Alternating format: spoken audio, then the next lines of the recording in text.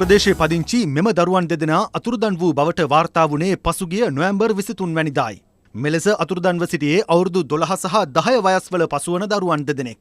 දින ගණනාවක් තිස්සේ පොලිසිය ඔවුන් සොයා විමර්ශන සිදු කළද එය සාර්ථක වී තිබුණේ නැහැ. හිරු ප්‍රවෘත්තිද අතුරුදන් වූ දරුවන් පදිංචිව සිටි කොටදෙනියාවේ නිවසට අවස්ථා දෙකකදී ගොස් ඔවුන් සම්බන්ධයෙන් මෙලෙස තොරතුරු විමසා බැලුවා. බැරි මෑතක නෑ ඉන්නවා අපිට යන්න බෑ කොහොමද? ඇයි ඒ? පොලිසියෙන් හරියව කියන්නකො පොලිසියෙන් 4 දෙනෙක් ගියා කියනවා 4 දෙනා හොයලා තව දෙන්නෙක් යන්න ඕන. වෙච්ච දෙයක් නැතුව යන්න. ඒ කිව්වේ අස්තන්දුමක් කියලා කියන්නේ. කොයි හරියද? රංගපාතුම. අතුරුදන්ව සිටි දරුවන් දෙදෙනා ඊයේ රාත්‍රියේ මීරිගම නගරයේ වෙළඳසැලක රැඳී සිටියේදී අදාළ වෙළඳසැල හිමි කාන්තාව ඔවුන් හඳුනාගෙන තිබෙනවා. ඒ වන විට වැරහැලි වූ ඇඳුම් ඇඳ ඉතා අපිරිසිදුව සිටි දරුවන් නහවා පිරිසිදු කළ කාන්තාව ඔවුන් අද පෙරවරුවේ මීරිගම පොලිස් ස්ථානය වෙත බහර දී තිබෙනවා. ඒ දරුවන් අතුරුදන් වී දින 43කට පසුවයි. මෙයා බදුල් වෙනවා නම් මෙයා ළඟදින මෙහෙට ගෙනත් දැන් මෙයා ලවුරුවයි ගෙදර. ටවුන් එකට ආවේ නේද? ඔව් 9ට වගේ යන්නේ. ඊට පස්සේ තමයි මේ නැදලා ගෙදර යන්න බැරි. ඊට පස්සේ නම් දැක්කම මීල පොඩියට දෙන්නේ. ඊට පස්සේ අද දවල් තමයි පොඩියට. ඒක දවල් දෙකක් වැඩලා තියෙනවා. ඊට පස්සේ කොට ගෙනියන පොඩි ගෙදරට දෙනවා. එක් දරුවෙකු ඊයේ රාත්‍රියේ එම නිවසින්ද පලා යාමට උත්සාහ කර ඇති බවයි අදාළ කාන්තාව පොලිසියට පවසා ඇත්තේ.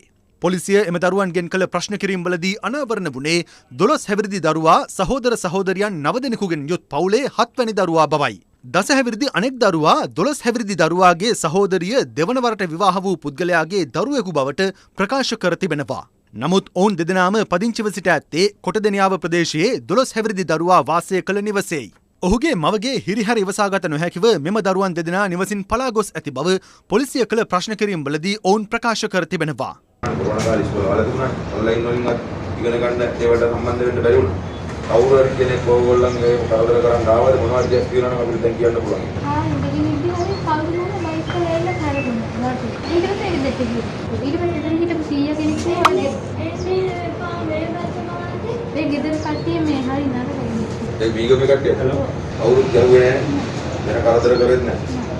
පාරට වෙලා හිටියා මේ කඩෙන් කැමරි කාන්දද. දවස් 40ක් කරලා දැන් වීගම ටවුන් එකේ හිටියා. ඒ කාල සීමාව ඇතුළත තේ රත්තරන් බඩුවන් කරලා දෙකද හිටියේ. අම්මලා තාත්තලා කොයිද කින්ද මන්දේ වැහුවේ නැද්ද? ඔව්. ඒ කියන්නේ තියෙන හේතුව මොකක්ද? ඔයාලට කවුරු එන්නේ කිව්වද? අම්මා එක්ක ගිහිල්ලා අම්මගේ සම්බන්ධයක් නැහැ මේකට. ඉන්න බැරි නිසා තමයි ගියේ කියලා තමයි කියන්නේ. මීරිගම යන්න කලින් අම්මලා ගැව්වද ඔයාලට? ගැව්වා. දරුවන් හඳුනා ගැනීම සඳහා 12 හැවිරිදි දරුවාගේ මවද මීරිගම පොලිස් ස්ථානය වෙත කැඳවා තිබුණා. ඉතින් මම ගිහිල්ලා ෆෝන් කරලා කිව්වනේ අර නාගයනේ කියලා ඔක්කොම ඊට පස්සේ අනිත් පුතාලගේ තාත්තා මට මේකට පෙන්නලා කිව්වා ඔය අපේ පුතා නෙමෙයි කියලා කියනකොට මට බයනේ කට උත්තර දුන්නා. අනිත් එක කීයද ඉතින් අපිව සැක කරා.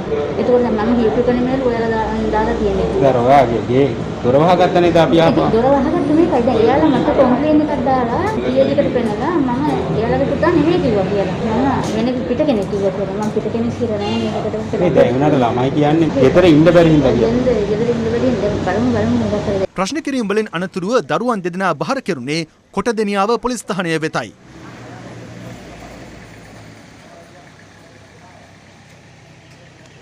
ඉන් අනතුරුව දරුවන් දෙදෙනා දින 40කට වැඩි කාලයක් තිස්සේ රැඳී සිටි බව කියන මීගමුව ප්‍රදේශයට පරීක්ෂණ කටයුතු සඳහා මෙලෙස රැගෙන ගියා.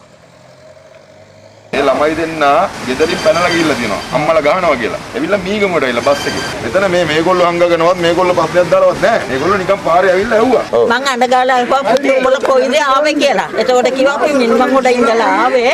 ආච්චිත් එක්ක ආවේ. ආච්චි අපිව මෙතන දාලා ගියා කියලා කිව්වා. ඔයාලා ගෙදර සුමානයකට ඉන්න පුළුවන්ද කියලා. මං කිව්වා පුතේ අපේ ගෙවල් උත්තෙමෙන්වා. අපිට මම නිදා ගන්න බෑ. ඉතින් ඔයාලව තියාගෙන අපි මොනා කරන්නද? අනේ ඔයාලගේ ආච්චි හොයාගෙන යන්න පුතේ කියලා කිව්වා. මේ දෙන්න නේද? හරි. දරුවන් දෙදෙනා හෙට මිනුවන්ගොඩ මහේස්ත්‍රාත් අධිකරණයට ඉදිරිපත් කිරීමට නියමිතයි.